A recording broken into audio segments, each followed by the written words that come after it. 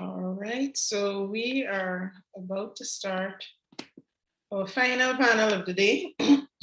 And I see our moderator for that panel is on. We are going to, in this last session of the day, be talking about disaster resilience from a couple of different perspectives. We've had quite an interesting day, and now we've come to the last panel. We actually started this morning by talking about health and to do with post-COVID recovery and telehealth. Then we went on to health systems, engineering, management, and then we spoke a little bit about complementary versus integrative medicine. And now we're at the final panel where we talk about disaster resilience. And the specific topic is preparedness, response, recovery, mitigation, and adaptation. I am Dr. Amala Luncheon. I'm going to be in the background and I'm going to be asking questions and so on and sort of managing the questions that I can pass on to our host. Your host and moderator for this session is Ivani Cameron. Ivani, take it away. Thank you, Dr. Amala. So I welcome you to the final panel of the day, in which we will be talking about disaster resilience. We'll be talking about, of course, you can't talk about disaster resilience without talking about climate change as well. But being that that I have a health background, I want to make sure that we also talk about how these factors, disaster resilience, climate change, what their impact could be on healthcare systems and in healthcare as well. So we'll be touching on that. So we have all of the panelists, the way in which today will go, since it's our last session for the day, we will have each of the panelists, they will introduce themselves and they will give a 5 to 7 minute introduction on their thoughts on disaster resilience, climate change from their particular perspective.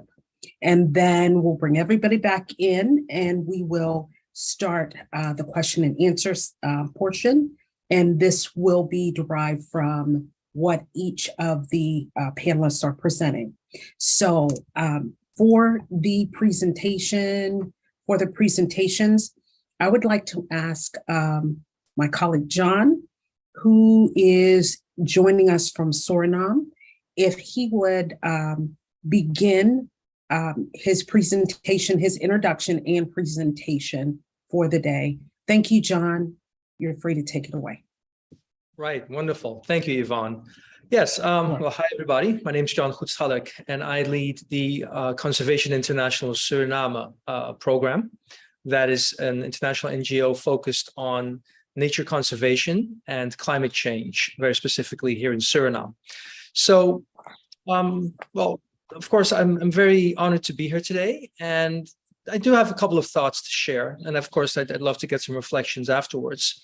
And really, they center around the fact that a country like Suriname, and of course, there's a handful others like us. When I say like us, I refer to the fact that we are carbon negative.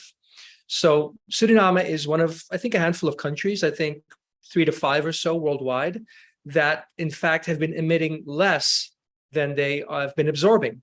So Suriname, with its forests of about 15 million hectares, covering about 93% of our entire country, have been providing a very active service to the world in terms of sequestering carbon dioxide for the last couple of 100 years at least. But while at the same time, it's also one of the most vulnerable, right? So on the one hand, Suriname is providing this incredibly important service for climate regulation, while at the same time, we are, if I'm not mistaken, something like the 2nd or 3rd or 4th most vulnerable countries due to sea level rise here in the region. According to some studies from the World Bank, they even say we are the most or the 2nd most vulnerable countries due to where we live as a population, our vulnerability of our economic systems, and the projected 1 meter sea level rise that has already started here in Suriname. Connection. Oh, there you go. We lost you for a moment. Okay. The last thing, can you hear me? Yes, I can hear you. Okay. So the last thing that we heard you say was you were addressing the vulnerability. And according to, the UN, you may be first or second. So Right. That's the last thing we heard. Okay, right. Well, according to a World Bank sea level rise vulnerability report, let me be clear. So it wasn't a UN report, a World Bank report. Okay. Now, that puts us in a very interesting situation. On the one hand, we're not contributing actively to the problem, but we are one of the most vulnerable to it. And that, in fact, has started to manifest here in Suriname more and more over the last couple of years with increased flooding, with the loss of, I think, over 6 of our villages that are situated in the forest, which have now had to be displaced for the second time. The first time because we built a dam back in '64, and now because the rivers are becoming untenable due to changes in precipitation. Huge changes and fluctuations in the duration and intensity of rainfall have caused the rivers to go outside of their normal boundaries and have even caused flooding as high as 2, 3, even 4 meters in some places, which have created huge health risks, huge economic losses, and is now starting to threaten food security of entire tribes we have living in the forest, living off of the forest. So while all that's happening, we're actually not seeing very significant movement from the global community in terms of either compensating us for the service we provide in terms of climate regulation, but also we're not seeing a lot of help coming in, certainly not at scale, for the disasters that have started to manifest here due to, on the one hand, sea level rise, and on the other hand, the changes in precipitation that, I would believe can be attributed to climate change. Now, there's still a lot of studies that have to be done to create that, to really establish that causal link, but we know it's never been like this. We're seeing our city flood almost on a daily basis now. Anytime it rains, all of a sudden there's flooding. We've been at this for quite a few years now, and this is the worst it's ever been, and it's been getting progressively worse. So while all that's happening, Suriname is now poised to go from becoming a part of the solution to climate change to becoming one of the major contributors to climate change due to the vast oil reserves that we're about to start developing. A lot of offshore oil finds have taken place here over the last couple of years. I think yesterday a new one was confirmed for another 180 million barrels. And we as a society, of course, are getting ready to exploit it, getting ready to get that out of the sea bottom, put it into the air, thereby contributing to our own demise on the one hand. But on the other hand, it doesn't look like we've been left much choice, because if we don't get in place economic resiliency to protect us against these climate shocks, nobody else is going to be looking after us. So we have to build a new city. We have to build new facilities and increase our resilience. So we see very little appetite for ecosystem service payments. So we're turning to what's out there and what people are willing to pay for, and that's oil. Now, having said all that, I do believe that there's also an opportunity here for Suriname to, at the very least, start developing carbon tax systems, where once we get these multinational international oil companies to produce, I believe we need to set up a climate disaster risk fund and channel at least a portion of a potential carbon tax that we could levy on these companies and fund that and use that to fund our very much needed adaptation programs and our resiliency strengthening programs. Now, I believe there's very little that, or very few, I believe, companies or institutions that would reject the idea of a carbon tax in today's climate. Maybe it should be called a levy, maybe it should be called a carbon compensation. Whatever it is, I believe that the time is right for Suriname to start thinking about these mechanisms and systems, because if we're going to be generating all this carbon and going onto this path of industrialization, the least we can do is make sure that those who come after us will be living in a more resilient and appropriately climate adapted world. So we need to have these revenue systems in place. Thank you. Well, that's a great point. And I already have like 7 questions just on your presentation, but I'm going to table the questions for right now. But John, if you could tell us the name of the organization and what you do, if you can just give me a yes, that's overview. Conservation International, Suriname. Mm-hmm. Okay. And you are the... Oh, I'm the executive director. Okay. And so the focus of your organization is to specifically work through the issues and things that you've stated Correct. Faces right now. Yes. I apologize for not doing a better job of introducing myself. Okay. Yes, the organization, we work on conservation of nature, but more than that, we work on the preservation of the quality of life for us as humans here on this piece of land, so to speak. So yes, we work on the preservation of nature, but we do have a very anthropocentric view, saying that we need to protect nature because we need it, right? Yes, there's also intrinsic beauty and value in it, but more than that, if we want to survive and thrive as a society, we're going to be needing to have access to these ecosystem services that actually underpin our well-being. Okay. So one more question before we move on to the next panelist. For those who in the audience, or even quite possibly our panel members, if you can give us a snapshot of Suriname. Yes. So Suriname is situated on the northeast point of South America. We are right above Brazil, and we have a very small population of about 600,000 people. Over, I believe, 15 million square kilometers. So we have one of the lowest population densities in the world, and the highest forest cover and forest per capita in the world.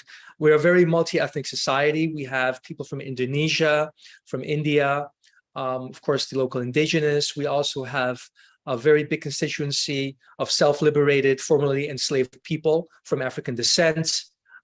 We have a few Caucasian members of society, not very many, and a big contingency of Chinese descent as well. We are an economy based currently mainly on gold and oil, and yet we have an incredibly large extent of rainforest and natural capital, which we here in CI Suriname work to protect and to really activate. To be an engine for a sustainable green growth in the country. Now, Suriname sadly has also suffered quite severely from the COVID pandemic, and we just yesterday, I think, received the very dubious nomination of the top 10 poorest countries in the world. Wow! Yeah, so that just came out yesterday, with 70% of the population living below the poverty line. Okay. All right. So that gives us a good snapshot of your country. So we're going to just park this right here for right now, and we will be going to our next panelist. And as I've said previously, what we're going to do is make sure that everyone introduces themselves for a moment or so, and really talk about disaster resilience and climate change from your perspective. And then we'll bring everyone back together, and then we will in turn start our discussions. But as I'm listening, like I said, with the first presentation already, I have a number of questions that I'd like to dive into. But first, before we bring everyone together, I'd like to introduce Julie Tate, who will in turn, our next panelist, who will in turn give a brief introduction, and then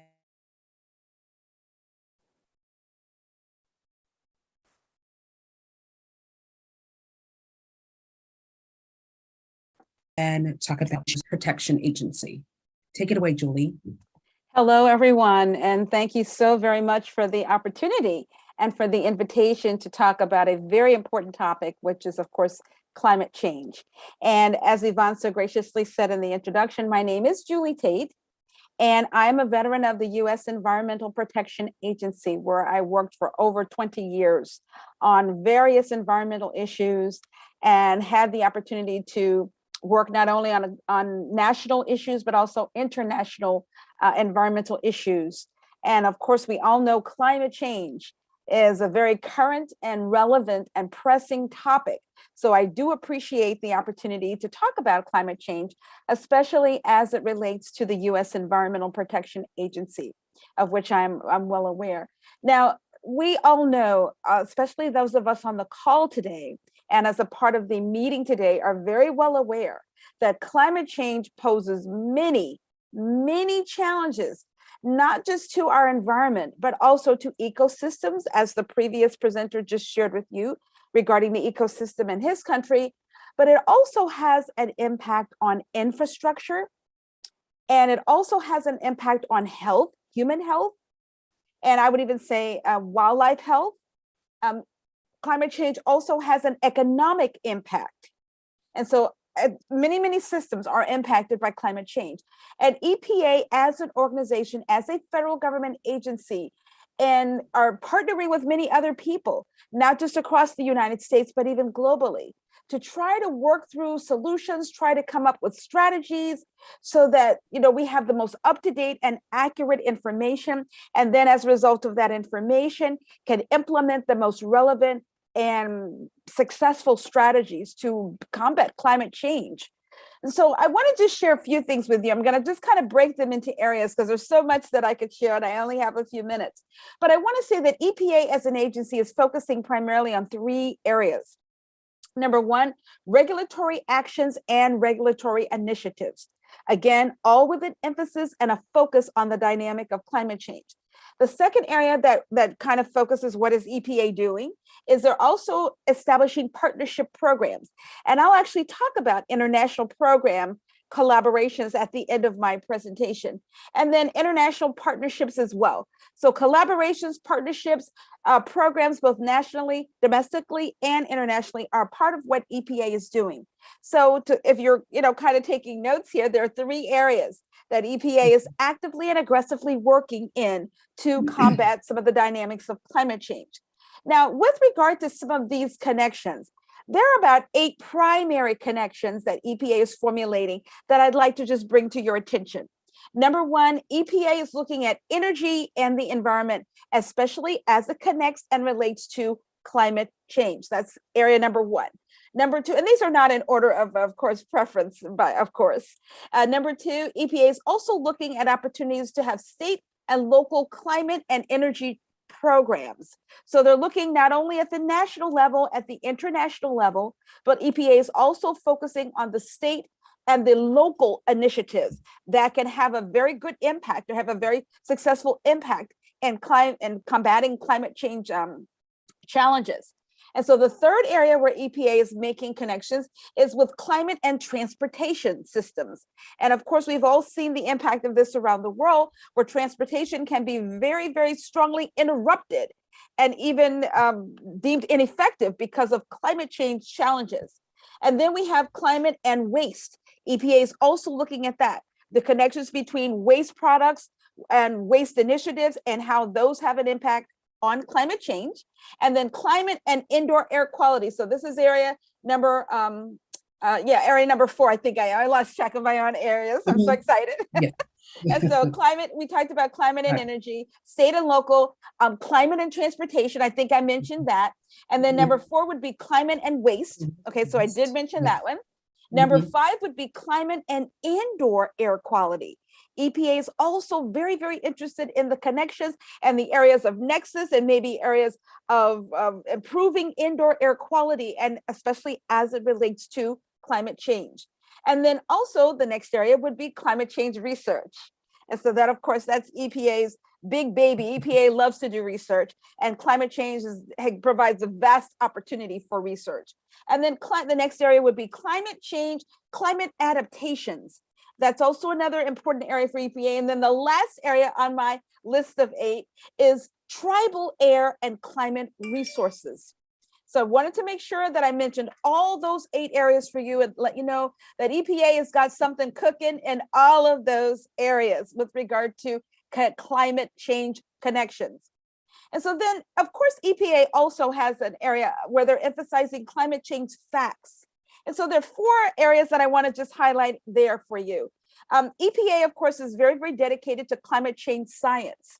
And this has been going on for many, many years, even going back to the years of when Vice President Al Gore began to really sort of beat the drum on this issue and sort of raise the flag and shine the light and say, I think this is something that really needs our attention. I think this is something we need to dedicate resources and personnel to begin to really evaluate on a very serious level. And so EPA is doing a lot of climate change science. That's one area out of my 4. EPA is also looking at greenhouse gas emissions and, of course, the impact that they have on climate change. Area number 3, climate change indicators. What are those? What are things we need to have our eye on? What are things we need to make sure we pay specific attention to when they become made, when we're aware of them? And then the 4th area that kind of talks about EPA's climate initiatives is climate change resources and educational tools for students. This is probably my passion area. And EPA has always been involved in reaching out to students and educators when it comes to recycling and other kinds of issues as well, waste reduction.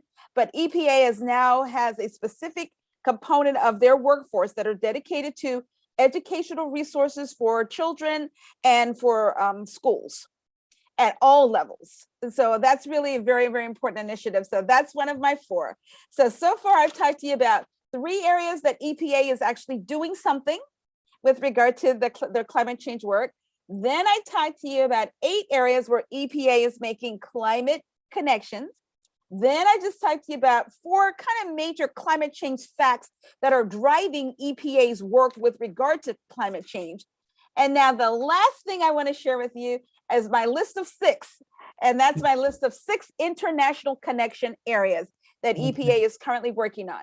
So EPA is working with the United Nations with regard to their Framework Convention on Climate Change. And that specifically relates to the Bonn Climate Change Conference meeting that was held in June of 2022.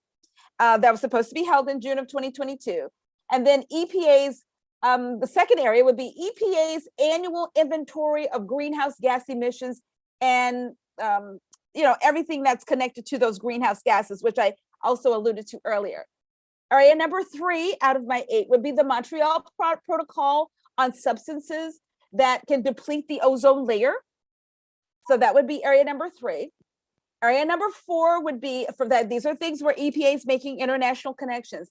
Area number 4 would be the International Convention for the Prevention of Pollution from Ships.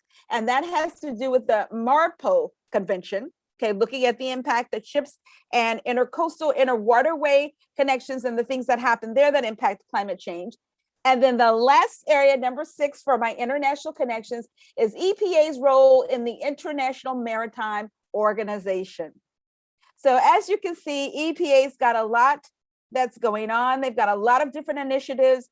If you really want to, of course, you can always contact EPA for more specific information and talk to the people in charge of these various initiatives and programs and projects, as well as I encourage everybody to research the EPA website and look for some of the links that would also give you a lot more detail than I've been able to share with you on today's call. So thank you so much for the opportunity again to highlight EPA, to show what EPA is doing, to show that EPA is actually working very diligently and very successfully in some areas. But as we all know, there's a lot more to go. So yes. I thank you. I thank you for this opportunity to speak to you about the U.S. Environmental Protection Agency. Well, thank you, Julie. I will save my questions because your presentation was very comprehensive. So I'll save my questions to when we bring everybody back together. But thank you. Thank you for your presentation.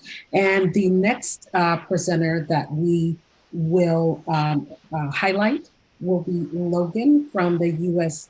Army Corps of Engineers.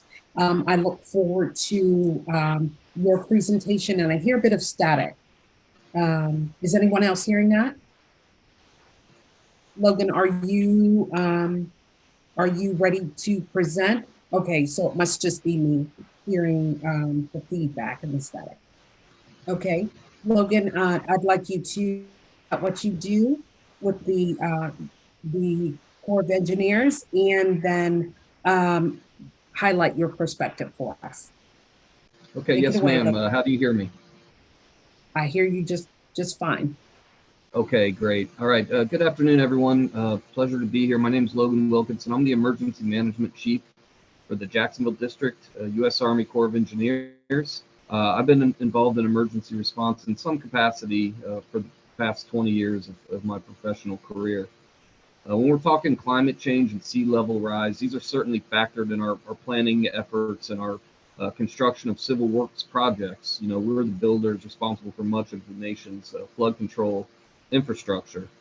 But today I'd like to briefly give an overview of how we prepare for and respond to natural disasters in our area of operations here, which includes Florida, Puerto Rico, and the U.S. Virgin Islands. And I'll try to do my best to keep this brief because this is something I could certainly talk all day about. Yes. I'll start with our authorities. We really respond under two main authorities. One is the Stafford Act. That's under the National Response Framework, where we basically work for FEMA. We're Emergency Support Function number 3, which is Civil Works and Engineering. There are 15 total emergency support functions under FEMA. We happen to be that one. You know, there's a lot of different other functional specialties, you know, transportation, communications, mass care, urban search and rescue, etc. The other authority that is a USACE-centric authority is found under Public Law 8499, and that's our Flood Control and Coastal Emergencies Authority. And so I'm going to talk about response for both of those authorities, and then preparedness, how we prepare and what hazards we kind of look at. So when we respond, there needs to be a threat within our area of responsibility. We will activate our EOC. When we activate our EOC, we basically have two internal teams. One is called the Crisis Management Team. The other is the Crisis Action Team. The Crisis Management Team is basically your high-level senior advisors. They advise our commander, who is a colonel, on all matters emergency response related. And then the Crisis Action Team is the team that actually comes into the EOC and works for us to accomplish whatever mission we are assigned. We in the EOC here, we are 4 people deep, so we're a very small group. However, when we do activate and we pull in this Crisis Action Team, we quickly grow to, you know, dependent on the event, very large, very quickly. Hurricane Maria, we grew to over 800 personnel working under that umbrella for the Emergency Operations Center. We try to keep a common framework for how we structure our personnel and the language, and that is under the National Incident Management System. It's called ICS, the Incident Command System. That way, no matter how many federal, state, local agencies are working together on the same disaster, we're all kind of speaking the same language, and we're structured and look the same way. So we can easily integrate together and work to respond to whatever is needed for those survivors of that event. So Public Law 8499, like I said, that is the Flood Control and Coastal Emergency Authority. So we would need a request from the state. Emergencies start at the local level, so you'll have your local jurisdiction, whether it's a county, a municipality, et cetera, depending on where you are in the country or in the world. They request that higher through the state. Once those resources have been exhausted, then the request comes to the federal government, the Corps of Engineers, in this case, and we provide supplemental flood fight help, basically, to those constituents, and our program is temporary in nature to get through that disaster and get back to that sense of normalcy. Under PLA 499, we have 2 main focal areas. We provide technical assistance, in which we have subject matter experts in the area of flood fighting. Basically, they're hydraulic engineers that can go out and do inspections of the situation and provide recommendations to that entity on how best to protect the population and improve property. The other area under Public Law 8499, we provide direct assistance, where we issue flood fight supplies such as sandbags, HESCO bastion, barriers, temporary flood walls, pumps, whatever the need is of that local government or constituents to help alleviate that flooding to that population. And then we also have an emergency contracting capability where we can quickly go out and do construction. whether it be on a levee or whatnot, to stop that flooding from impacting the local area. And then post-storm, we have a rehabilitation program where we can go in if there's a damage flood control work. We can go in with federal dollars if it's active in our program and bring that feature, whether it be a culvert, a spillway, a levee, or whatnot, bring that feature back to pre-storm condition and alleviate those damages.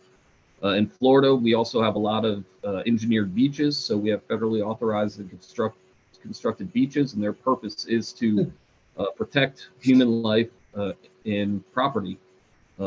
Ancillary benefit is obviously tourism, but our main focus is protecting the people. So when those beaches are damaged in these large coastal events, we can also come in with federal dollars and rehab that beach back to that pre-storm condition.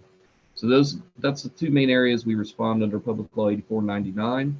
When we get into Stafford Act and we're working for FEMA, we're basically FEMA's engineer for civil works and engineering. We receive mission assignments from FEMA on a large area. We do a lot of work for FEMA in disasters, whether it be working directly for FEMA or at the request of a state where there's a cost share, and FEMA will bring us in and to deliver that work. We have a set of pre-scripted missions that we hold with FEMA. I'll go through a couple of them real briefly, but the real thing here is FEMA can mission assign with just about anything. But these pre-scripted mission areas, we have teams trained and ready to go. They're on standby. They're called planning and response teams. We have them throughout the nation that can quickly come in and deliver their expertise. One of them is temporary roofing. When roofs are damaged to homes, we can come in with some reinforced plastic sheeting and cover that property. There's two benefits there. One, it obviously protects that individual's home and property.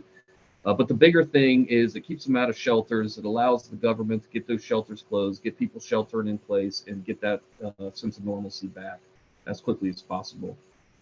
Another area is debris removal, where we'll come in and, after a hurricane, there's a lot of debris. Obviously, you have vegetative, construction and demolition, anything that needs to be thrown out that's destroyed. We can come in, take that material, reduce it, and dispose of it at its final landfill, usually. Critical public facilities, should there be a hospital, a fire station, a school, a shelter, whatever it may be that is damaged during an event, we can come in and provide a temporary modular unit so that public entity can continue working while they wait for their permanent construction solution to be implemented. Temporary power, much in line with that critical public facility. If that school, hospital, fire station, police station loses power and they have a problem with their generators, then we can come in and we provide generated power, and we'll keep them online until the utility service is back. That's a few of the missions that we do. Like I said, that's certainly not all encompassing. There's a lot more that we do for FEMA. And so in preparation for execution under both those authorities, we obviously have our standard operating procedures. We have our all hazard plan here in the district. Each district may have, they may look at it a little differently depending on what their hazards are in that part of the nation. So each district in their all hazards plan typically will do a hazard identification and risk analysis, which is called a HIRA, to identify the most likely threats with the highest consequences, so that we're preparing our staff and our people for the most likely event that's going to have the highest level of consequences. So here in the Jacksonville district, our number one by far is hurricanes. And there's a lot of ongoing climate change studies going right now. Why are we getting more hurricanes? Why are they getting stronger? There's a lot of debate about that, but there's no doubt that there are more and stronger storms. The data shows that very clearly. So that's our number one. Certainly, that's our priority. We exercise that every single year.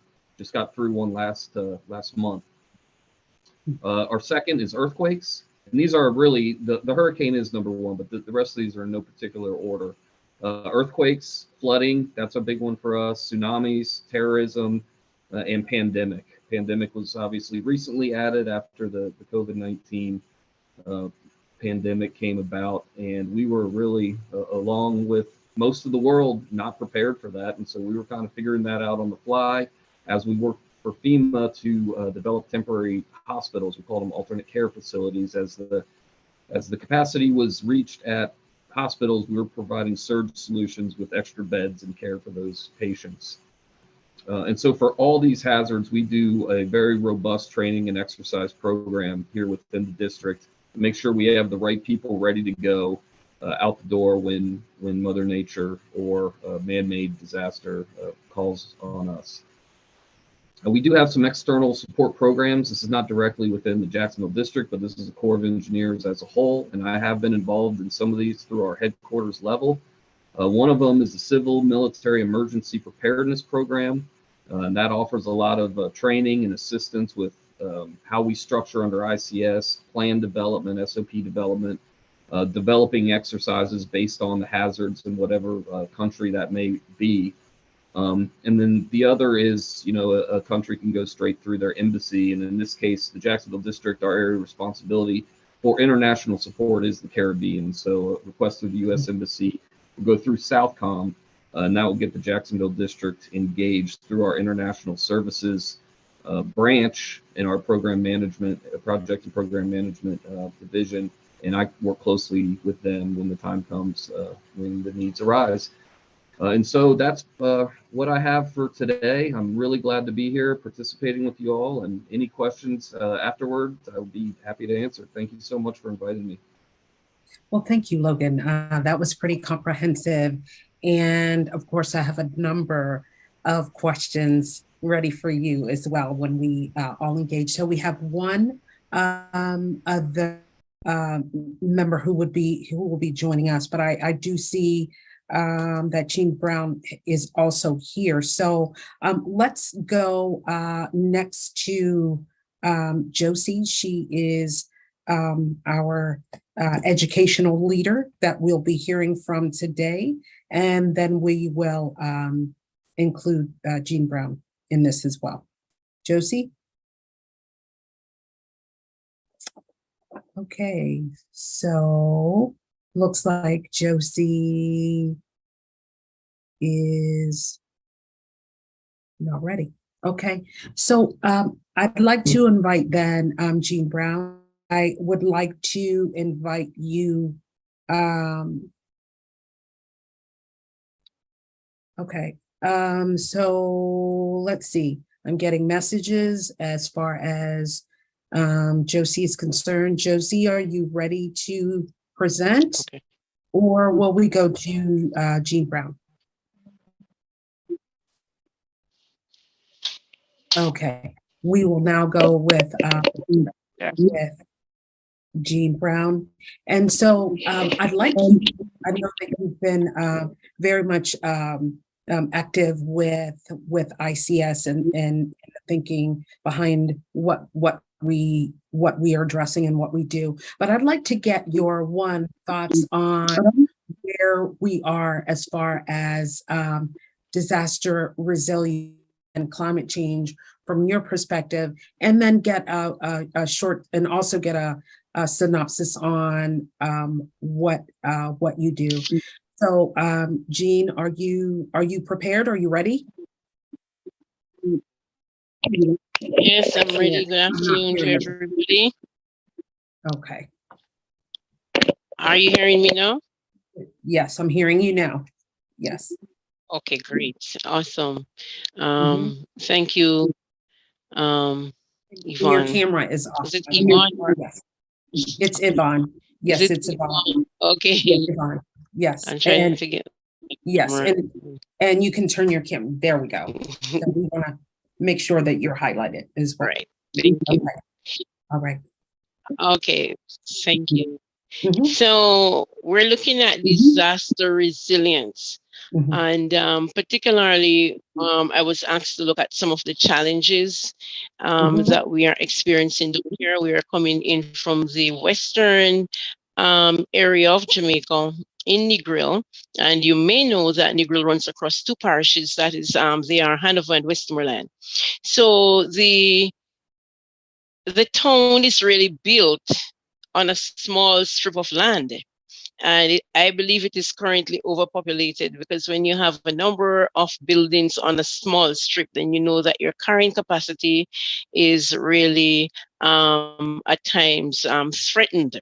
And we are aware of that. But another thing that we are obvious about also is that we have the second largest wetland in Jamaica, which is the Great Morass.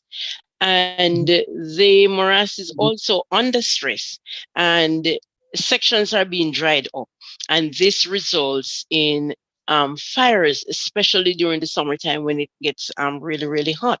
Because, you know, a wetland is a natural wet area, and I believe it was created for a particular reason.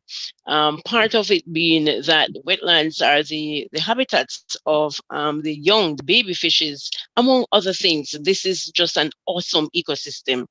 So two things, the carrying capacity on this strip, and also the stress of the Great Morass, the second largest in Jamaica. And as a result, both human impacts and natural disasters are really affecting the area. These are the challenges that are right there. And they're affecting not only the human resource, but also the natural resources. We look at the coral reefs, because, you know, if you do not have healthy coral reefs in a particular environment, then you're going to be susceptible to all types of disasters. The moment you have a hurricane or you have a really strong storm, you don't have any fringing reef to really break those powerful waves. So you're going to be having some heavy impacts on your beaches, on your land, and that can result in quite a number of stressful activities. No, these challenges are really serious challenges for us here in the Negril watershed area. We have also persons who are really infringing on the morass, because some persons are illegally dumping this ecosystem, where they are putting up houses, among other things, all types of buildings. And we have a number of individuals who actually have gone into the morass. They drained it for farming purposes. So farming is a good thing, but when you're going to really mess up the ecosystem of the wetland, then a good thing becomes a bad thing. So in terms of the vision for the future, what are we desirous of here in the Negril area? Well, we are cognizant of the Jamaica 2030 vision, which has a very catchy vision statement. I think just about all Jamaicans are aware of it. And it states, Jamaica, the place of choice to live, work, raise families, and do business. This vision is built on four major goals. And the topic that we're discussing, disaster resilience, really is connected to goal number 4. That says that Jamaica has a healthy natural environment. And to this goal, we have aligned 3 of the 15 national objectives or national outcomes, which are outcomes 13, 14, and 15 respectively. 13, sustainable management and use of environmental natural resources. 14, hazard risk reduction and adaptation to climate change. And I think, Yvonne, the discussion really focuses or really zooms in on this outcome number 14. But the 15th outcome is sustainable urban and rural development. NEPA, the National Environmental Organization, did some work on adaptation to climate change several years before the pandemic. We're not sure what transpired since, but we are believing that it is of essence that both the natural environment as well as the human resource be resilient, especially when it comes to disasters, as we are in the Caribbean. And even as we speak, we are in the North Atlantic hurricane season. So when it comes to disasters such as tsunamis, hurricanes, storms, fires, coral bleaching, and drought, we ought to be resilient. But on the other hand, it is of essence that we be able to adapt. In the event there is such a challenge or a change, we should not be the ones to put our hands on our heads and decide that life cannot go on because things are not like they used to be 20 years ago, or it's not the same. If we do that, where would we be right now if we had said that when the pandemic struck? Oh, we're not going to be able to do what we were doing prior to. But we are finding ways and means of really overcoming. So we are adapting. So to adapt, as much as climate change takes place and some of its effects are not, we can't reverse them, then it means that we need to be able to adapt. There are only 8 years to go for 2030. And the vision is a 2030 vision. So one of the main things that I'm foreseeing that we desire is to be able to adapt so that in the future, and a lot of persons since the pandemic, they say that the future is now. Whatever hits us from any angle, we'll be able as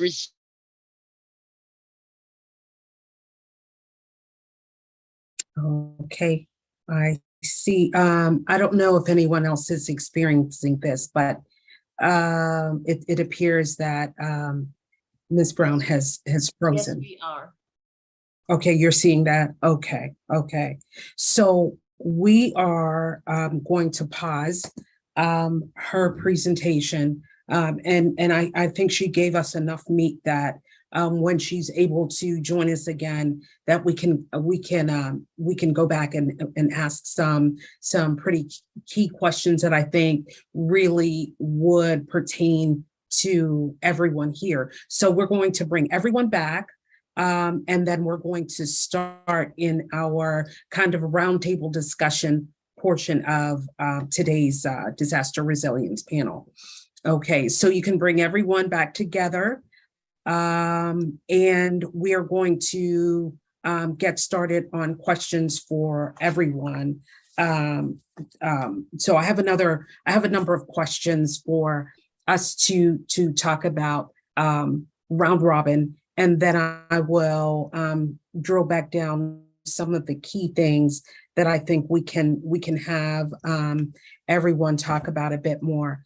But what really struck me in hearing everyone's presentation was about adaptability, was about resilience, was about the work that is being done within your respective agencies, your organizations. Are we meeting the moment? Are we addressing climate change as we should be? Are we adapting? I think COVID taught us some really key lessons about being fluid, being adaptable, changing, learning on the fly, as Logan previously mentioned. But are we, as from a country perspective, that John could give us that perspective, as Logan can give us from an agency perspective, as Julie can give us not only from an agency perspective, but also as a business owner? Are we meeting the moment in addressing climate change, one, being resilient, two? Are we meeting the moment? And so John, we'll start with you. And like I said, this will be round robin. So everyone just take a moment or two to just talk about, do you feel like we're meeting the moment? Go ahead, John. Well, yeah, Yvonne,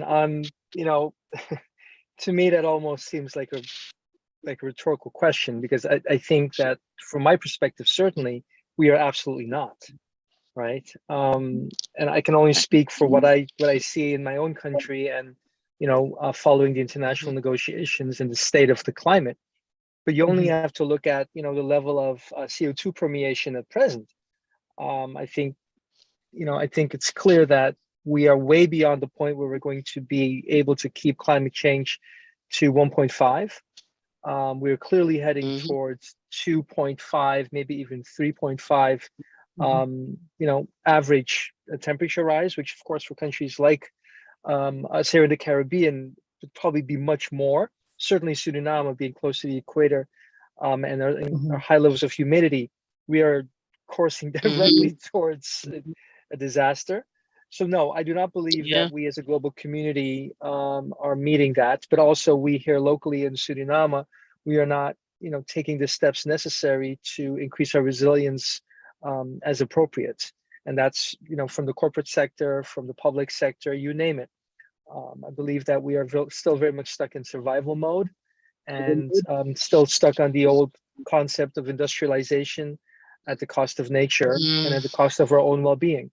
So no, I do not believe we are meeting the moment. And knowing that some of these questions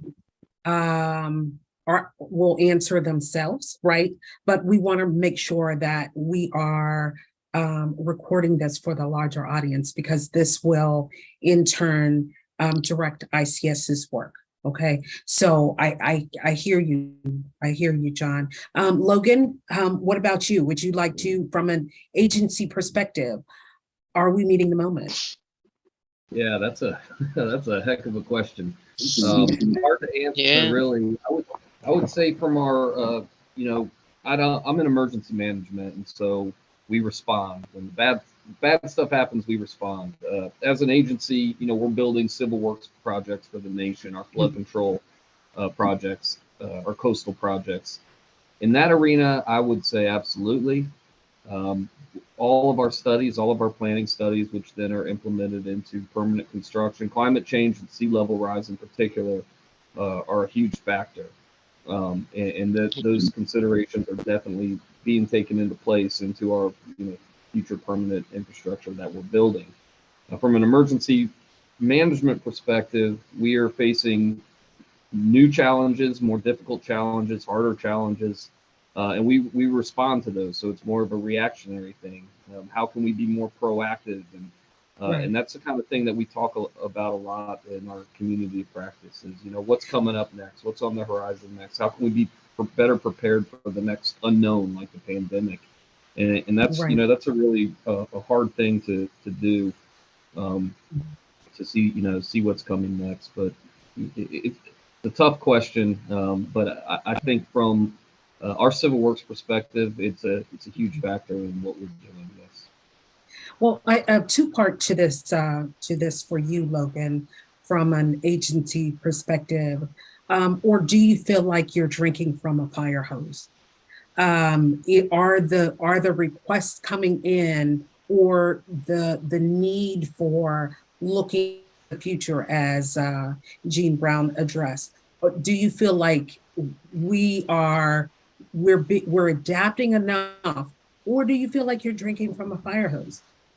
The first time I've really felt in the past several years that I was drinking from the fire hose was when this pandemic hit, and we were not ready. We adapted as quickly as possible, and now it's a big part of our planning effort to be sure we're ready for if and when the next one comes, or as this one continues on out. As far as the other areas, I've gotten pretty comfortable with our response to those different hazards that we have. Each year throws a new curveball at us, and we've got a pretty good team here. But when we're talking climate change and sea level rise, again, a little bit outside my lane. That's more in our permanent civil works, in our construction, our design, construction, planning studies, things like that. So I'm not directly involved in that. I do get kind of hearsay on what's going on in that arena.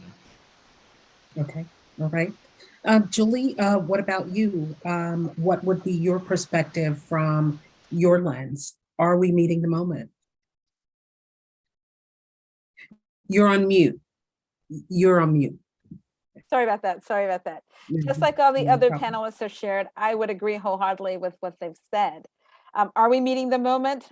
I think you could say yes, in that there's a lot more focus on climate change now. Yes, we're meeting the moment in that there's a lot more activity, targeted activity focused on climate change now than maybe before. Yes, there are more resources being allocated to climate change than maybe in years gone by. But when it comes to the results, that's where I would say that I would agree with the other panelists that no, we're not fully meeting the moment. And as my mother used to say, as I was a young girl growing up, the proof of the pudding is in the eating. And when you look at where we are now, it's very clear that there's so much more yet to be done.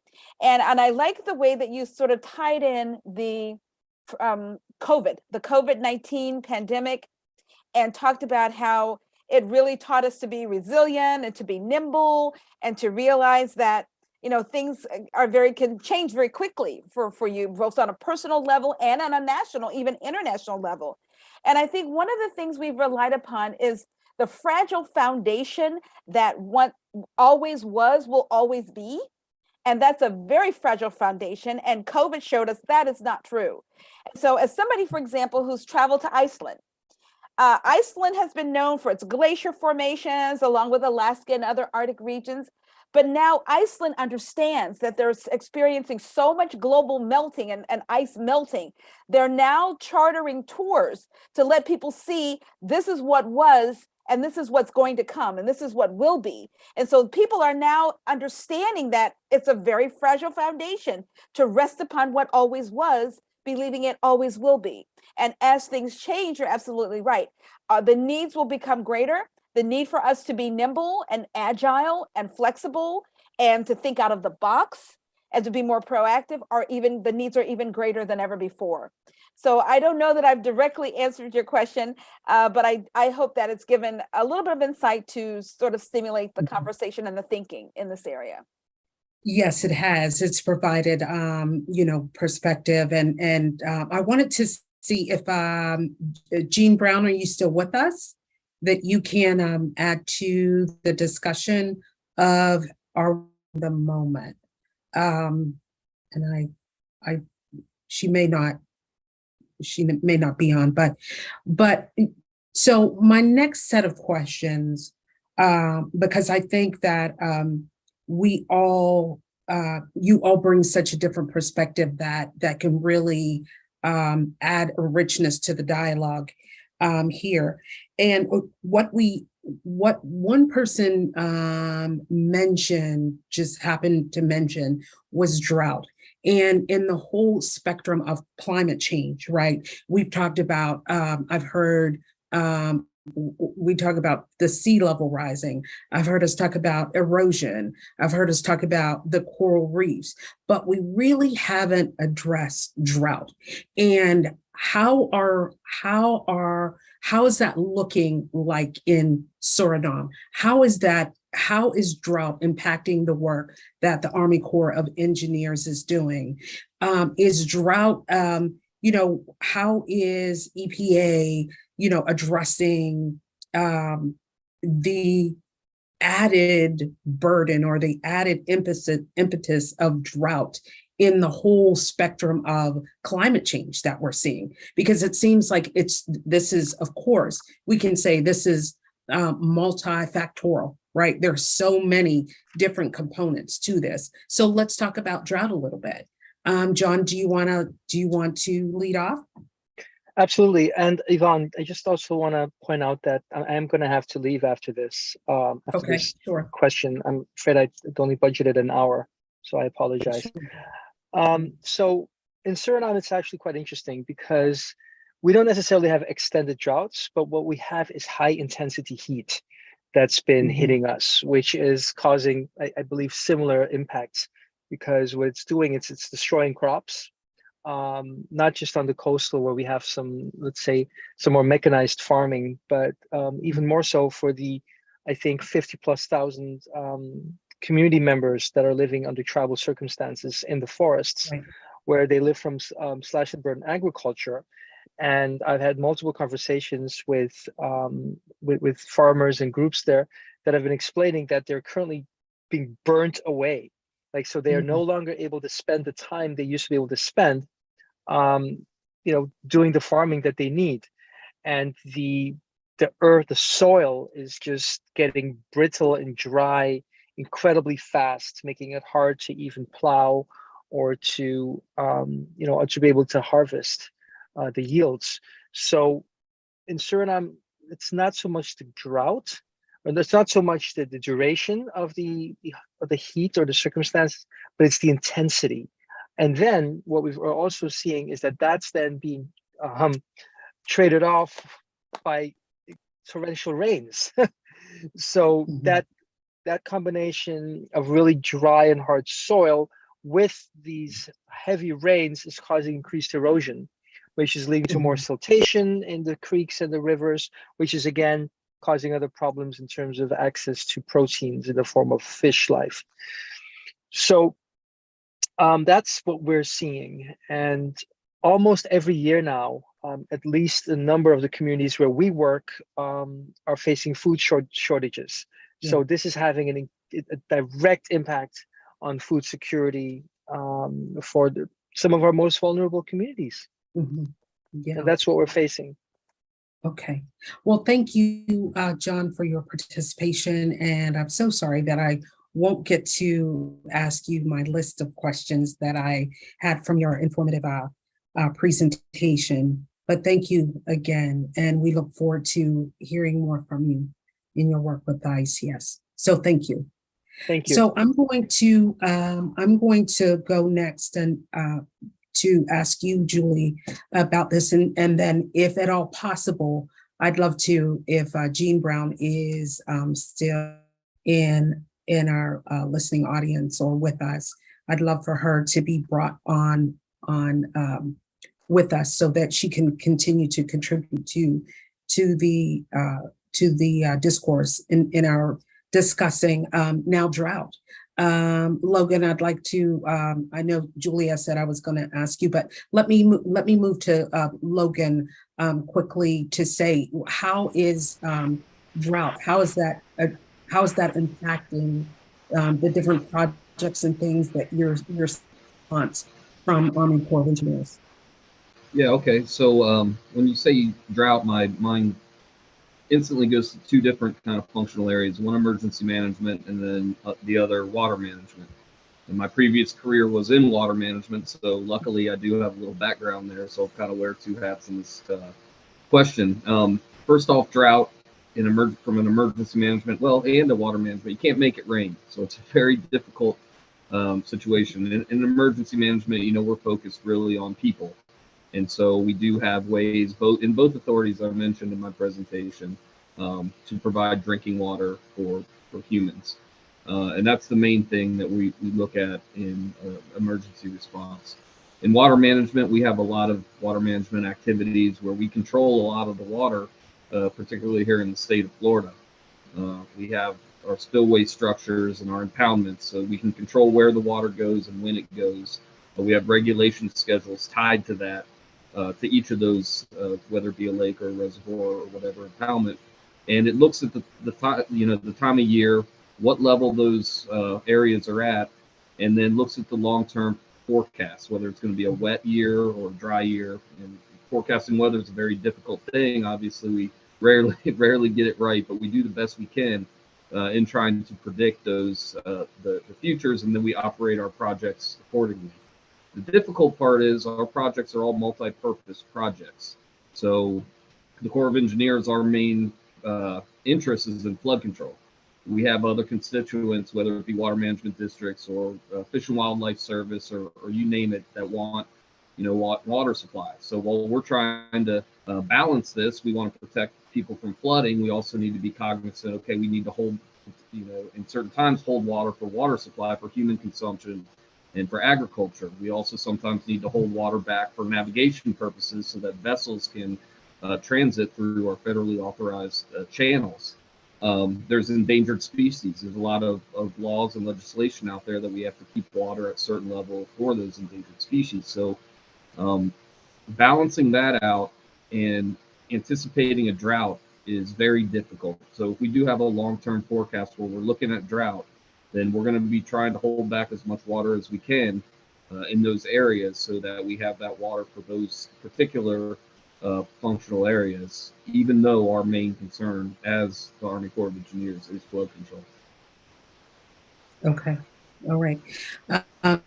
I do have some follow-up questions that I'd like to ask you as it pertains to the Caribbean, but let me hear from Julie. Do you have anything that you'd like to add as far as the discussion on a drought? How do you see that impacting the work that EPA is doing or in your own personal work? Yeah, I think that Logan really hit on a number of areas that EPA is also interested in and also working very diligently on these initiatives. Like, for example, EPA is partnering with the Department of Interior. And the Department of Interior, of course, and EPA are working on the impact that drought has had on the forests in the Western United States and wildfires and national forests that are being consumed through the numerous wildfires that seem to be expanding and increasing year by year. And so that's a partnership EPA has established and directly in response to the drought conditions in the West. And EPA is also partnering with USDA, U.S. Department of Agriculture, to address food insecurity, especially as it connects to the farming community in the Midwest part of the United States and the impact on farming, the economic impact on farming, as well as the economic impact in the Nevada, California areas where the shortage of water has created a severe economic hazard for farming in that area, but also for drinking water, as well as many other applications for water. So EPA is also looking at the community impacts and how it can, impact life, as well as Logan said, navigation, endangered species. EPA is also interested in all of those things. And so I think that, not only is EPA interested in what's going on nationally, but EPA is also doing a lot of work through its international office to look at droughts and its impact on food instability in both Western and Eastern Africa, both of which are impacted by drought. So that's another part of EPA's portfolio of projects to, give an emphasis to. And then the last thing, I'd like to say is that EPA does have an Office of Water. And if you go onto the EPA website and look at the Office of Water specifically, they do talk about some of their specific initiatives connected to these things that I just mentioned. Well, thank you, Julie, for that comprehensive answer. There's so many different aspects as we look at disaster resilience and climate change. And one of the things that I heard you allude to previously, Julie, is you brought in the different. You talked about the ecosystems and. Really hearing you, Logan, and you, Julie, talk. There's so much interconnectedness in all of this, and the interconnectedness in the sense of how is it reacting the different ecosystems. Like, for example, we talked about water and we talked about drought and we're talking about resilience, but we haven't really addressed, now we're threading in food security. And so that comes into play. And I really think a lot of people are more so focusing on being a part of the discussion too much because our shelves are usually stocked. But we're seeing that we are now experiencing shortages,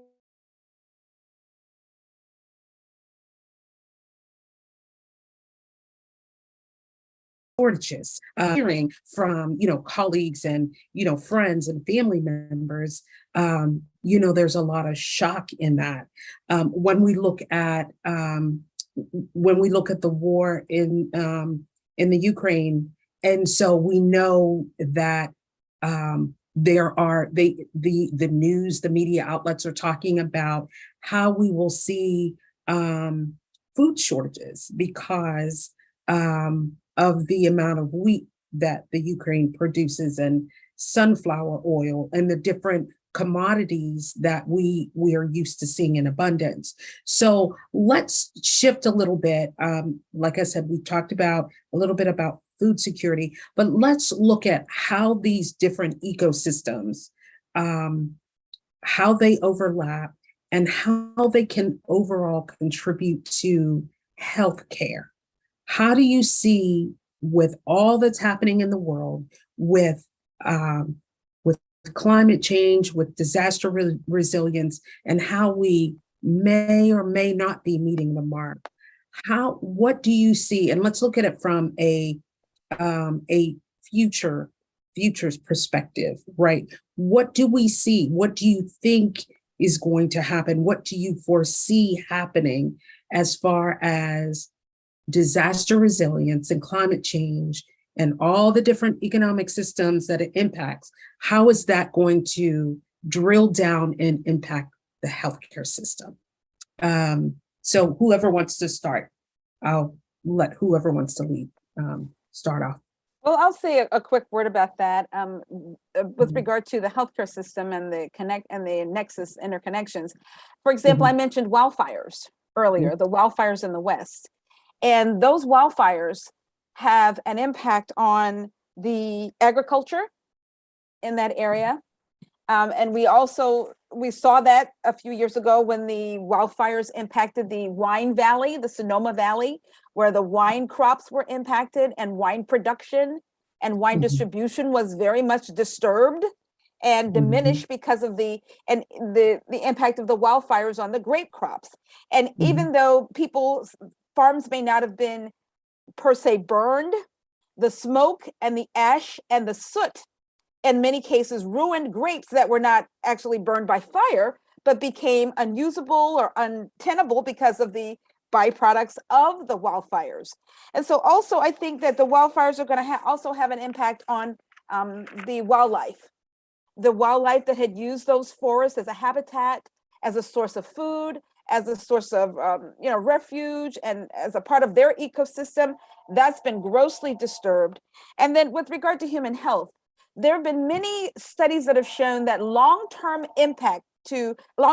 exposure to smoke and haze and ash and soot and those kinds of things can be extremely detrimental and can have long-term healthcare impacts. Now, so far, we being as a nation have been focusing on the firefighters and the people who are the first responders, the ones who are on the front line, and the impacts that it has for them with regard to the smoke and the conditions that they suffer from because of the long-term exposure. We've also talked about this a bit when it came to 911. And the exposure that those first responders experienced because of the smoke and the haze and all the debris and all of those other kinds of things that came out of the 911. But I believe that it's still yet to be seen the healthcare impacts on the citizens who were the victims of those fires and the neighboring communities who, although their neighbors, their homes were not burned and their neighbors survived the actual flames. What will the impact be of all the residual and the byproduct of those flames? And I think it has yet to be seen. And I know that there are some people studying this, and there are definitely people looking at it in tribal communities. I do know that, but I don't think we have an answer yet. So I am concerned, and I do believe there will be an impact that has yet to be fully realized.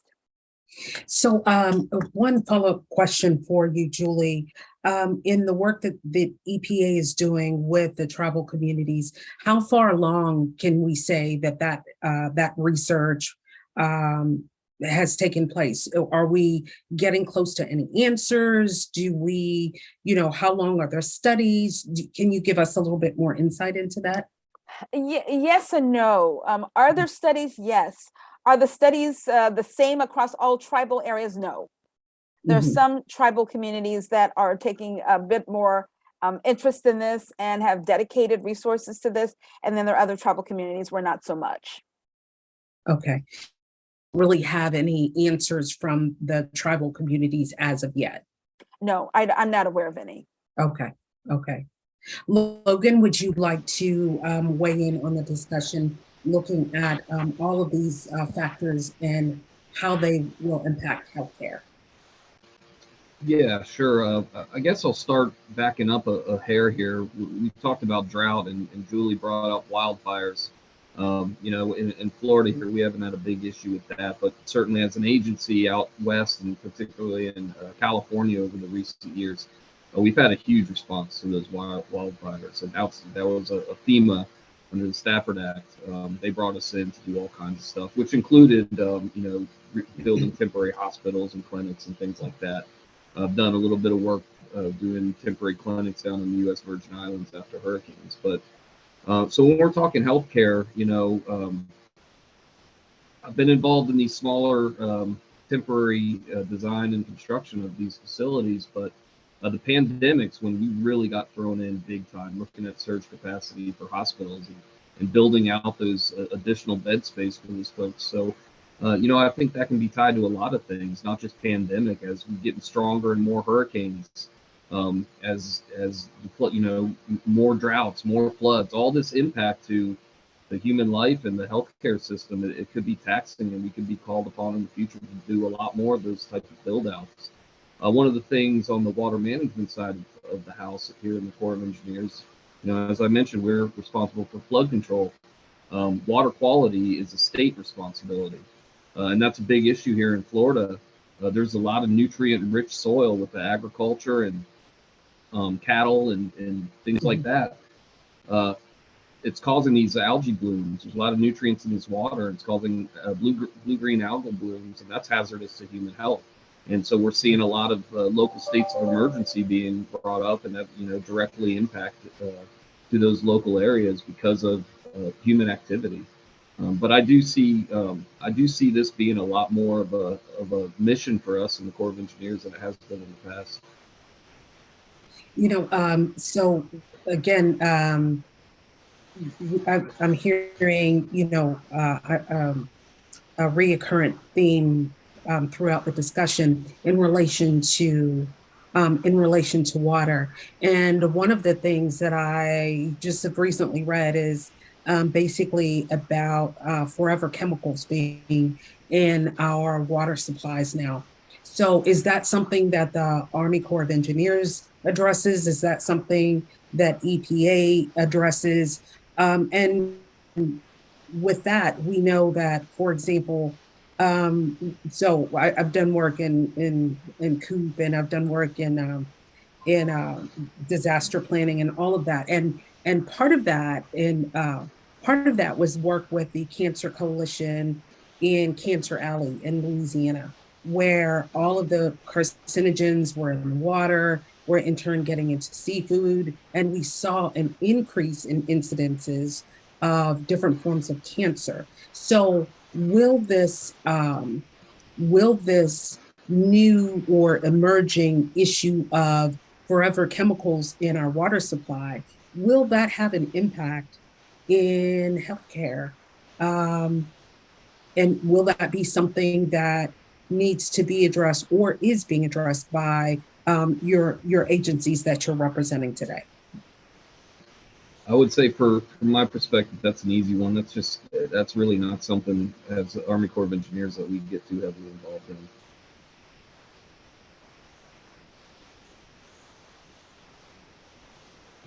Yes, and I'd like to add on to the conversation by saying that EPA, of course, has always been interested in what goes on in various areas of the country identified as cancer prone. And of course, Louisiana is at the top of the list, but there are about 9 other areas across the United States that are also cancer alleys, as we have, used that phrase. And so, yes, EPA has ongoing interest, ongoing work, ongoing projects to look at the impact of human health, as well as any other water issues, drinking water, any other issues, lakes, rivers, streams. EPA is looking at all of them, and the fact that the impact of cancer causing chemicals in those waterways and how those can be addressed and alleviated. Now, I don't have any specific data to give you, but I do know that EPA as an agency has given emphasis to this. Okay. Well, thank you, Julie, for that. I wanted to just pull a thread in this. we know that essentially in California, there are drums that were disposed of in like in San Diego, in that Bay, San Francisco kind of Bay area as well. So who's responsible for those drums, like testing the drums and testing the kind of chemicals that they're finding in the water? Logan, would you be able to answer that? Or Julie, you may, Again, that's something that the Army Corps of Engineers very seldom is involved in. I will say the Deepwater Horizon incident, I think it was 2011. We did have biologists that were sent out there doing forensics as those tar balls, for lack of a better technical term, were coming out from the Gulf and into the Gulf Stream and around the Florida Keys and up the eastern coast. There's a lot of interest in, is this in fact oil from this spill, or is this from elsewhere? And so we were out there and doing some forensics on that. But beyond that, like I said, we don't get too involved in chemicals and spills and impacts to human health.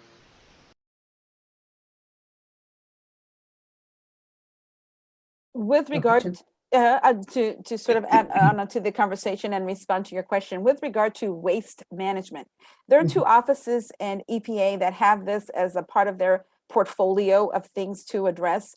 One is the Office of Waste Management, and they get involved with all kinds of waste, dumping, illegal dumping, that sort of thing, the impact of waste that has been dumped or has been left in an improper fashion.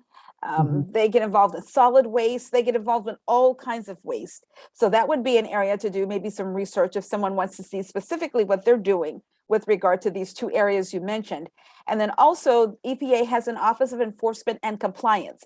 And this is a group of lawyers who go after illegal dumpers, who go after people who are doing things contrary to US law as it relates to proper elimination and proper storage and proper, the way things are distributed, all of that. So there are two offices that I would encourage anyone who wants to know more about those specific areas to research: the Office of Waste Management at EPA, and then the Office of Enforcement and Compliance.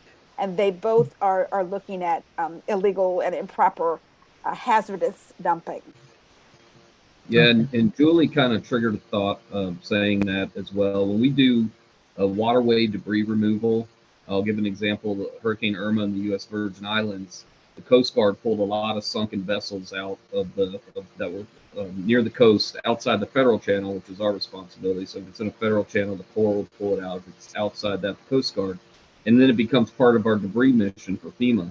We're not touching that stuff until those hazardous materials have been adequately disposed of. And as a multi-agency team, in that instance, we were looking at EPA to give us the green light to go ahead and reduce and remove that material. Okay. Well, thank you for that. Thank you for that answer, Logan. So we're going to switch gears a bit, and we're covering some good ground, but here again, want to make sure that we look from a lens of future.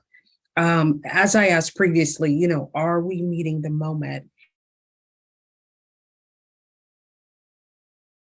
And to be fluid, and we're having to be a bit more nimble in our response to what we see taking place in the world as far as disaster resilience and climate change.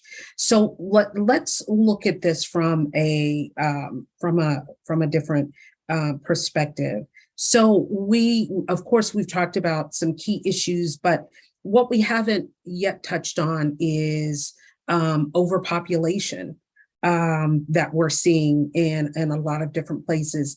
And Logan, I want you to address this from the perspective of what you're seeing in the U.S. Virgin Islands, in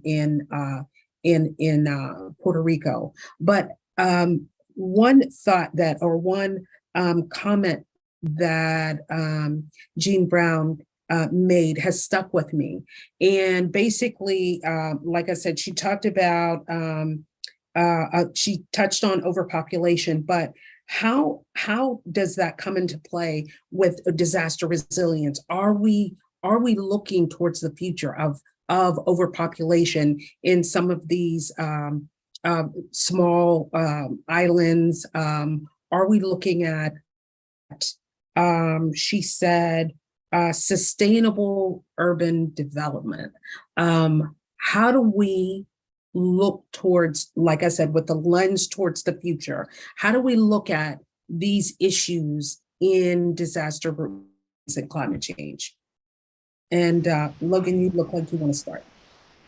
Sure. Yeah, overpopulation. That's a big one. In emergency response, we are responding to human health and life. And so as these areas, the first thing that came to my mind when you're talking overpopulation, you get more construction, more buildup, more concrete, asphalt. When you get those additional impervious areas, you're instantly increasing the likelihood of flooding issues. And so that hazard immediately becomes something that's going to be a focal point going in the future as you increase population. But that's going to be a direct impact on every mission that I had mentioned in my presentation as we respond. The more people you have, the more houses you're going to have, the more that could be either destroyed or have roofing damage. The more hospitals you're going to have, the more police station, the more need for power and for generation. And so I don't think there's a single piece of what I do that wouldn't be directly tied to increase in population. And that I see that occurring in Florida in particular. There's been a huge influx of people over the last year or two into Florida, but also, Virgin Islands and Puerto Rico, a lot of people in a small area. Right. And as that population increases, so do the demands for emergency response and taking care of survivors. So yeah, that's a huge thing for this line of business. Julie, your thoughts? Yeah, I think just in going back to something I mentioned earlier about the wildfires in California, part of the dynamic that has created the gravity of the situation we're seeing is the interest in people building homes out in those rural areas, those mountainous areas, those areas where people have, vacation homes and the very beautiful parts of the forests and that sort of thing.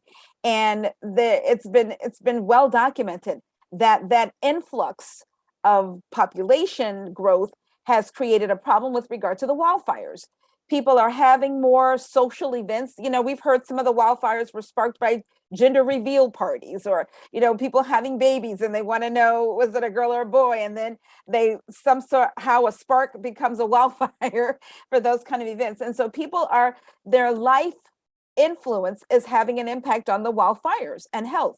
It's also having an impact on the use of resources in those areas, water usage, land usage, power usage. All those things are impacted by the population that has been, really drawn to those forest, beautiful, I have a home in the forest kind of places. And so it absolutely is going to have an impact on human health. It's going to have an impact on resources. It's going to have an impact on all of that. And, we don't know what's really the answer. What is the answer? Do you restrict people from building and having those sort of properties and enjoying those things? And, connecting it back to COVID, a lot of people left inner cities and went to those kind of areas to avoid the spread of COVID. And people realized that they could work in any area. And that includes a beautiful mountainous area that, of course, is impacted by wildfires. And the more people who move, the more the wildfires have an impact on the use of resources, evacuation procedures. All of that is impacted by the population increase and overpopulating of certain areas. Or I would say it this way, population that was never planned for, population that was never intended, and so therefore never properly managed. So just Logan, just before you jump in, and let me have you expand upon your answers in looking at overpopulation. Let me have you expand upon this with the sustainable urban development. Like, how do we plan for not only urban development, like Julie, like you said, we're seeing more and more people, like during COVID that have gone to Idaho and these different places. So how do let's look towards the lens of the future. How do we better plan for sustainable development, given the world that we live in and what we've seen take place during the last 2 years? How do we better plan for sustainable development? So, Logan, you were going to jump in. Mm-hmm. Yeah, I was going to mention when Julie started talking resources, our response to Puerto Rico and the Virgin Islands are extremely difficult for a couple reasons. One, their own inherent capabilities aren't always the same as certain states in the continental United States. And two, they're islands. And so the logistical challenge of getting these resources to an island in a disaster, especially when you have severe impacts to ports, to airports, things like that. You're flying in goods, you're shipping in goods. As population increases and those demands get higher, it really exacerbates the challenges that we face in emergency response. Another issue that arises down there is debris and landfills. Those islands, and in particular in the Virgin Islands, their landfills are at capacity right now.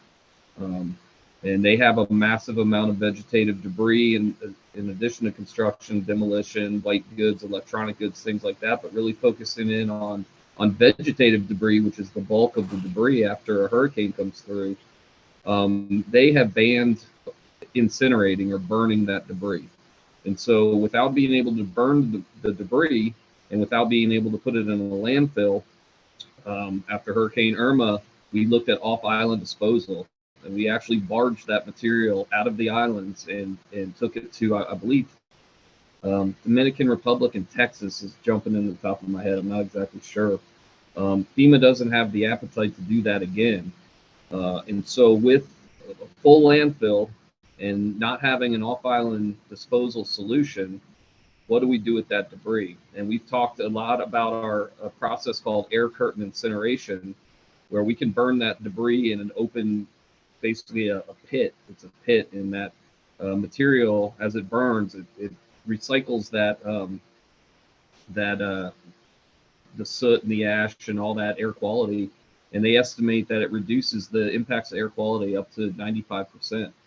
So it's a very good solution, but getting the right politicians to agree with that and getting that into that debris management plan is a huge challenge. And I honestly don't know when the next storm comes through the U.S. Virgin Islands exactly how we're going to deal with that debris. That's a very key point that I know that wasn't on my radar in relation to this, and not sure if it's on ICS's radar. Well, it was not. It came up. It did come up. Thank you so much, Logan, for raising that, because it did come up when that when the hurricane hit the British Virgin Islands, Barbuda, or others, and I had an opportunity to go to Barbuda. In general, I must say, I think this is a point where we really could put this on the list of things we ought to pay attention to.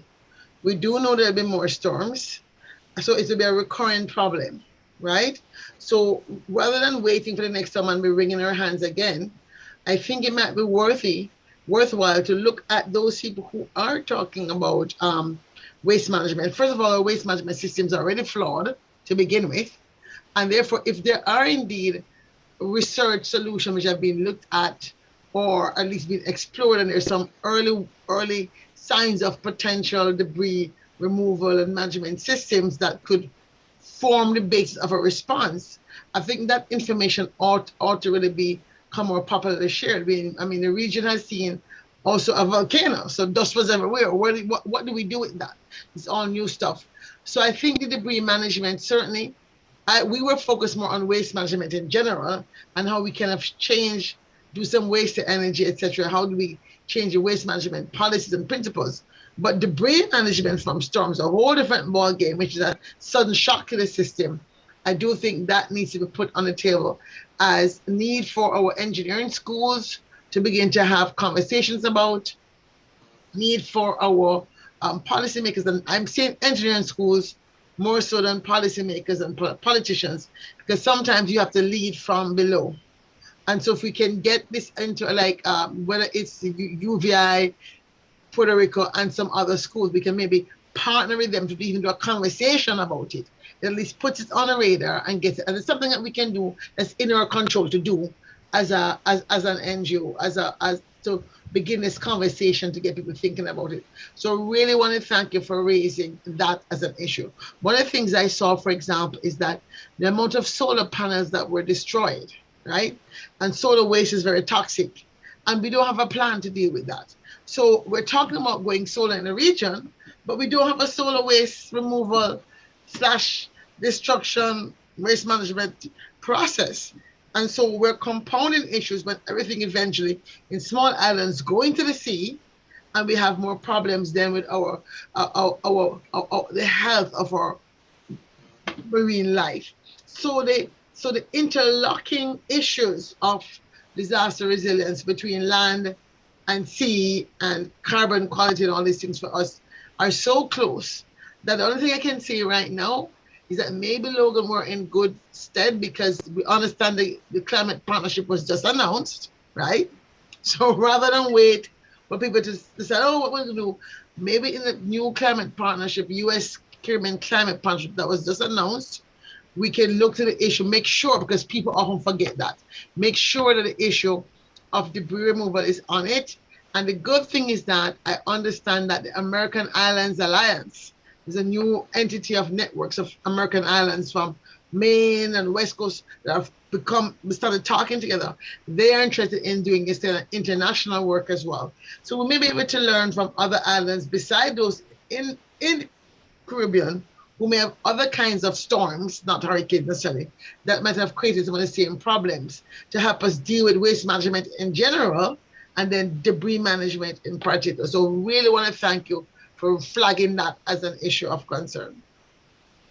Excellent points. If I could, for those of you who don't know, Dr. Nelson is the president and CEO of Institute of Caribbean Studies, also Futures Forum, that has really been spearheading and driving the work as we look towards the region.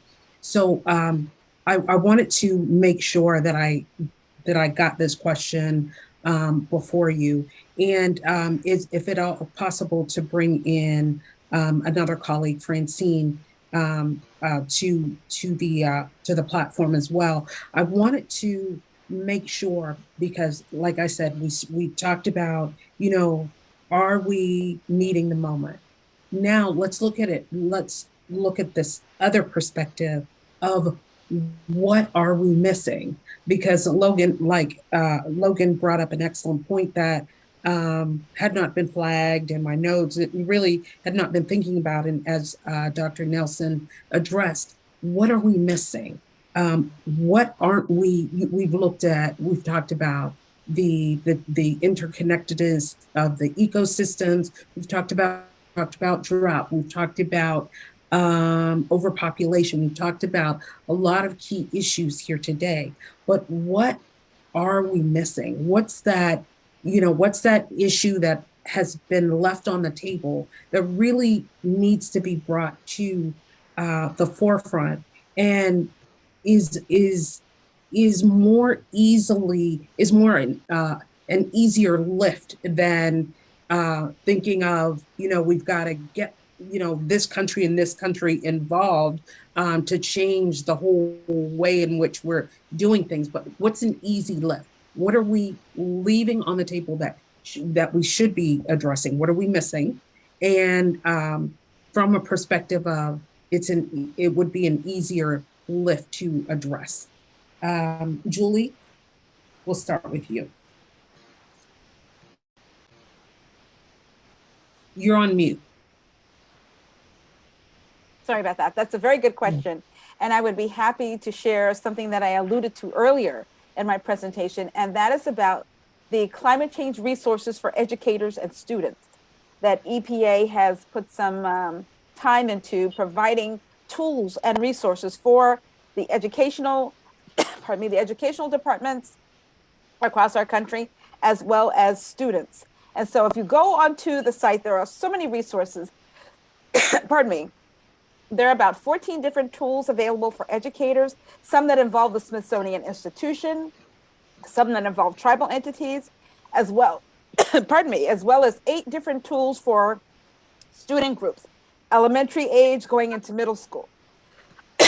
Pardon me. And so I think that we must engage our youth. We must engage, and that is definitely a thank you so much. Let me take a sip of water here. Thank you. I think that it's important to talk about how we can engage all levels of our society. And you're right, it's a very difficult challenge to get countries, to even get the United States political system, our elected officials to have the will and the willingness to apply resources to these issues. But we can definitely begin to impact the youth and engage them. And then as a part of impacting the youth, market to their parents. People, when the children are learning something, it's great, it's wonderful, they're excited.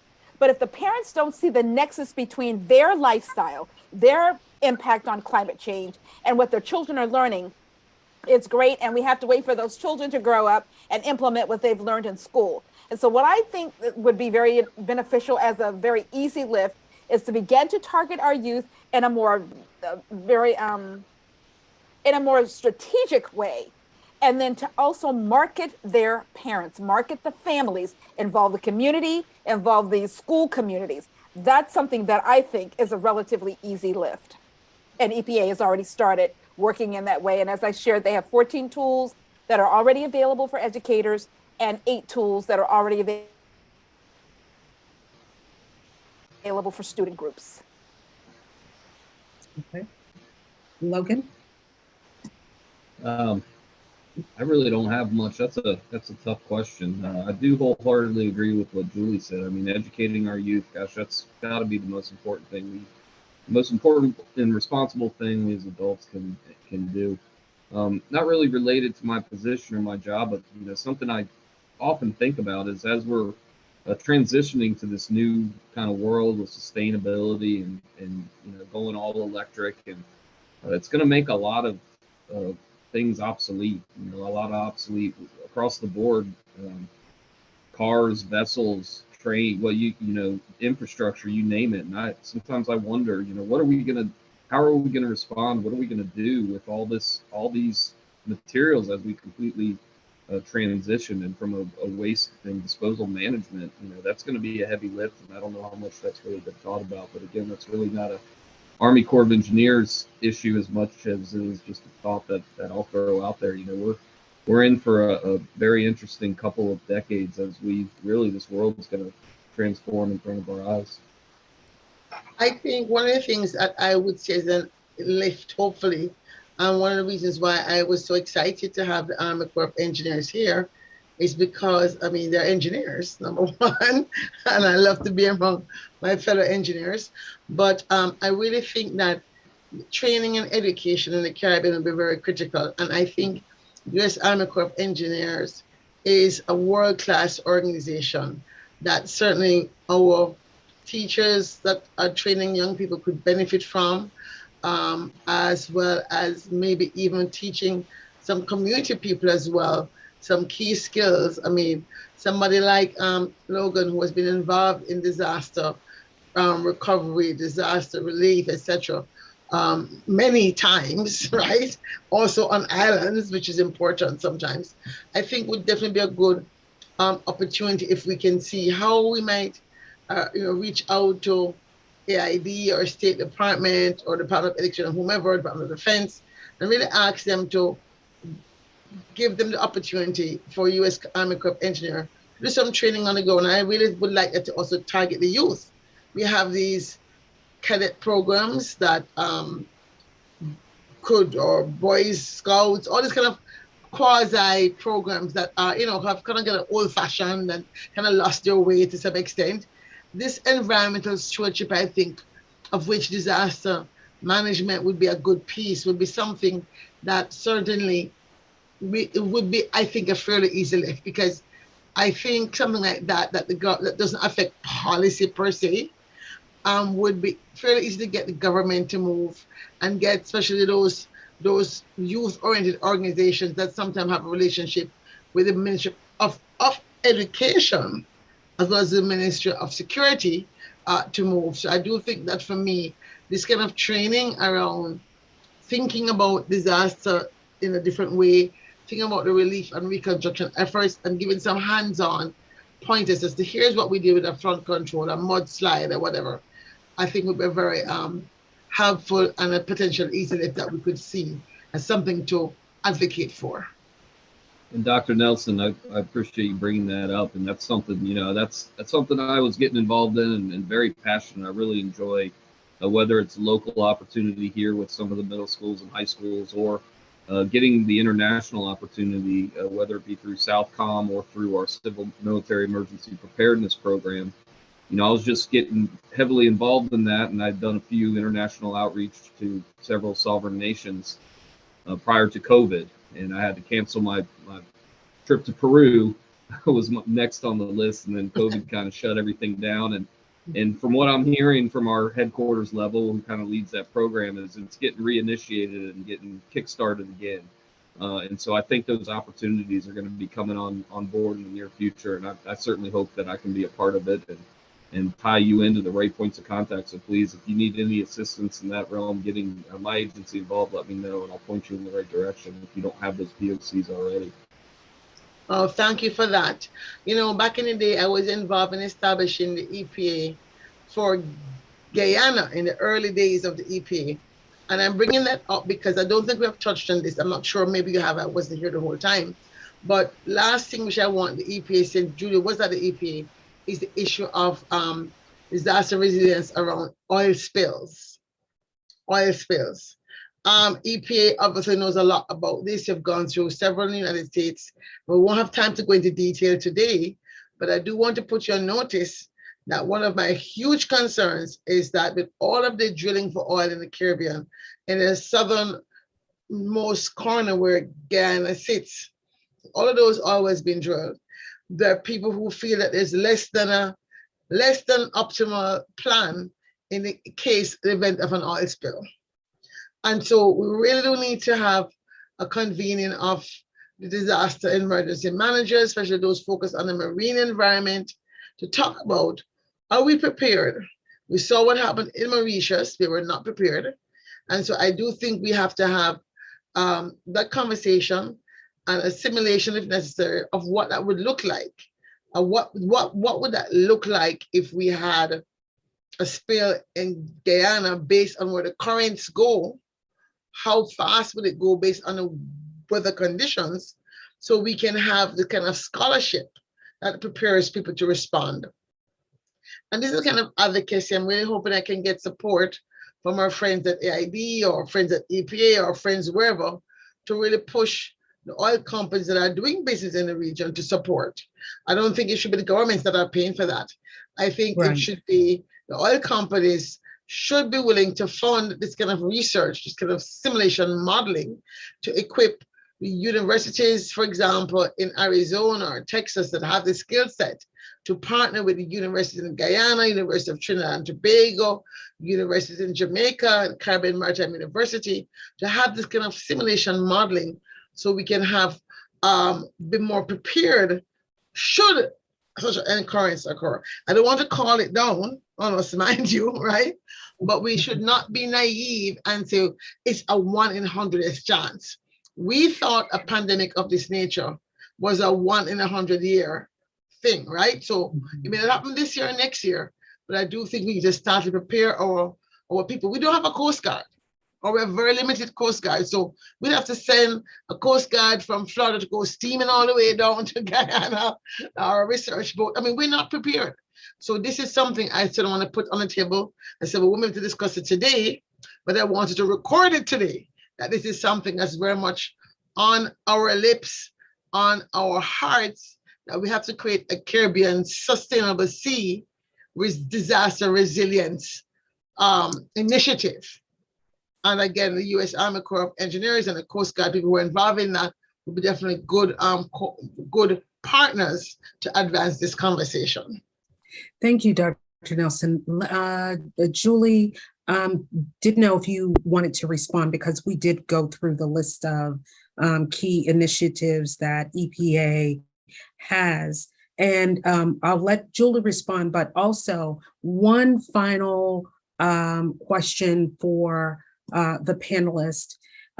As we look towards the future, what would be your hope, your dream, your wish, your thought, what we should be doing as far as disaster resilience and climate change? So I want us to end on that note and give you, Julie, a chance to respond. Okay, I'd like to first address Dr. Nelson and to let her know that I wholeheartedly agree with your comments.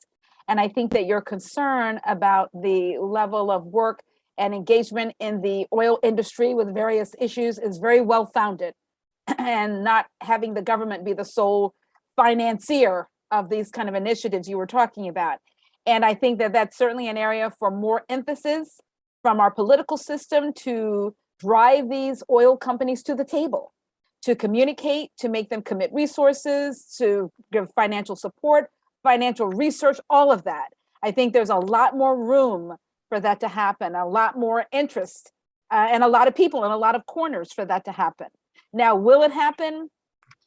Hope springs eternal. And we all hope that we can see some improvement in those areas. But I did want to let you know that I wholeheartedly agree with your comments, Dr. Nelson. And I think that there is room for growth for the oil companies to take a larger role than we've seen them take in the past. And now the last question that you asked, Yvonne, was to address where do we go from here? Did I hear that properly?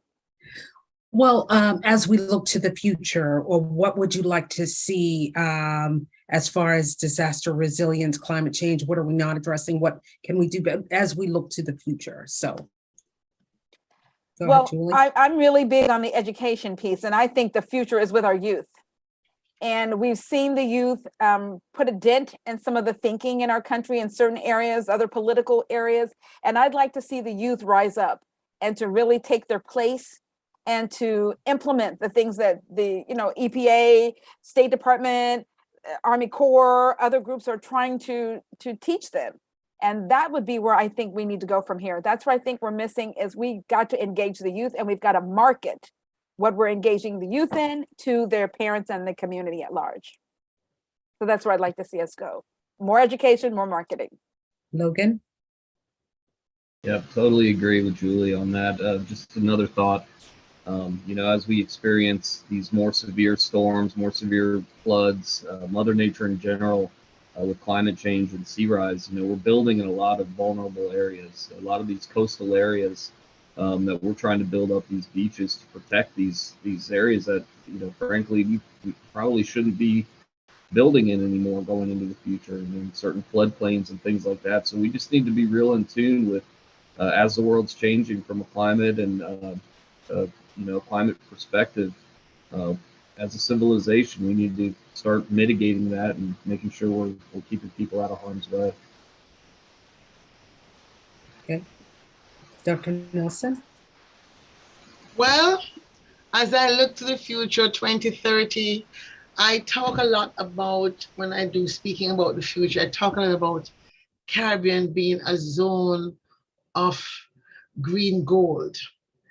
And part of my vision is that green gold means that we have balanced our desire to grow with our understanding that unrefined growth is a cancer for sorts on a society. And so to the extent that we're going to be faced with disaster after disaster, I do think educating our young people, especially those who are actually right now in the tertiary education system, they're going to be in the next 4 years, 3 years, 2 years, depending on where they are, be joining industry and government organizations. And we want them to join with a greater awareness of the responsibility to become sustainability leaders. The Smart Futures framework, which I've put forward in my book, Smart Futures for a Flourishing World, is really about trying to popularize that idea, to make it a sticky idea, move it from being a theory to something people say, we have smartphone, but do you have a smart future, and really having people understand what it means to be smart. It means that we want to have sustainable systems. We want to have moral and meaningful metrics. We want to ensure that all the agents in the system are able to live up to their aspirations. We want to have robust resilience. That's the R in SMART. And T, we want to ensure a transformative use of technology by being mindful of the second and third order consequences of the untrammeled use of technology and development and economic growth. And so with that, my hope is that in the next 2 years, because of the conversations we have had, especially since COVID, we'll have in place the collaborations with people like yourself on this call, people who have spoken about health, and we will have busy hubs of people doing things, not waiting for the government, but civil society taking leadership, diaspora and allies from the United States, forming partnerships with people on the ground to create these consortiums, if you will, these laboratories for change making that are practical and that demonstrate pilots that will allow us to lead the government in the direction that we want them to go. And so I'm really optimistic that this conversation has allowed us to create a new relationship. I'm meeting you both for the first time, and I do believe that you're taking the time out to be here, especially because I know you both were called fairly last minute. U.S. Army Corps of Engineers got the message fairly last minute, and over the holidays we were talking about stuff. So that signals to me that there's a willingness to engage that we cannot take for granted, but we feel grateful for. And so I feel very confident that coming out of this, Ivani, we will see the opportunity for us to build a small initiative, have a small quick win, and then we build from there to create the kind of a green future I want to see happen, or the blue-green future we want to see happen in the Caribbean region. That's right. Well, thank you, Dr. Nelson, for those final thoughts.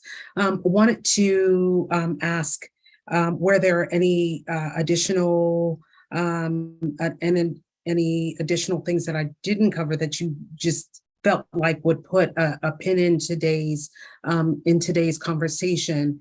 Was there anything from you, Logan, from you, Julie, that you felt like, oh, I really did get that point in?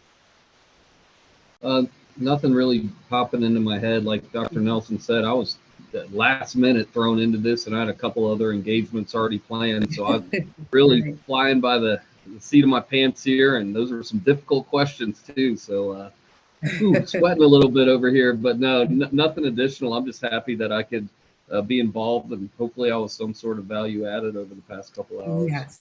Yes, Logan, you definitely were, and you could not tell. You could not tell at all that you were flying by the seat of your pants. You could not. Julie, anything?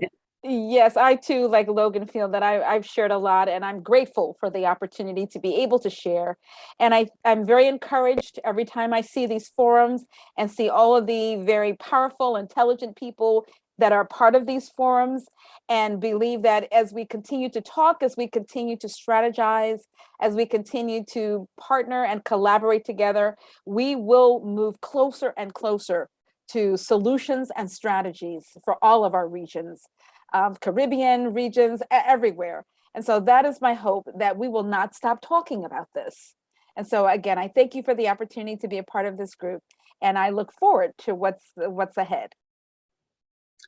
So thank you all for a really robust discussion, and we covered a lot of ground, a lot of different topics. And I would say that today's discussion gave me a sense of looking towards the future, that there is still a deep love for this beautiful world that we all live in.